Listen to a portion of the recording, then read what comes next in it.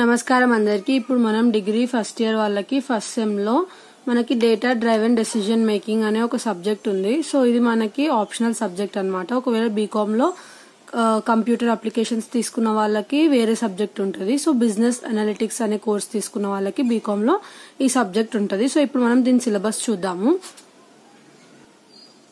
So మనకి ఈ subject కి ఎగ్జామ్ లో 1.5 hours ఉంటుంది అనమాట టైమింగ్.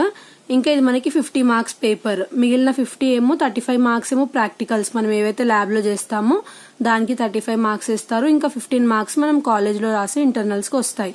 సో ఇది టోటల్ గా 50 marks మనకి కాలేజ్ నుంచి వస్తాయి మార్క్స్. ఇంకా 50 marks మనం బయట వెళ్ళి పేపర్ అనేది రాస్తాం అనమాట. సో ఇక్కడ మనకి 5 units ఉన్నాయి ఇందులో. సో ఫస్ట్ యూనిట్ ఏంటిదంటే డిస్రప్షన్.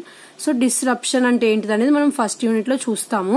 నెక్స్ట్ సెకండ్ యూనిట్ లో ఏముందంటే బిజినెస్ అనలిటిక్స్ ప్రీ రిక్విసైట్స్ అనేటిది ఉంది. సో ఇది మనకి సెకండ్ యూనిట్. థర్డ్ యూనిట్ లో ఏముందంటే బిజినెస్ అనలిటిక్స్ ఎకోసిస్టమ్. తర్వాత ఫోర్త్ యూనిట్ లో data life cycle management.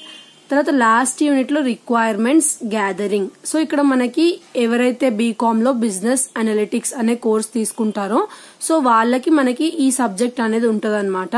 So ఈ సబ్జెక్ట్ నేను ఇప్పుడు ఎక్స్ప్లెయిన్ చేయబోతున్నాను. సో ఇది మనకి సిలబస్. నెక్స్ట్ వీడియోలో మనం ఫస్ట్ యూనిట్ స్టార్ట్ చేద్దాము. Thanks for watching.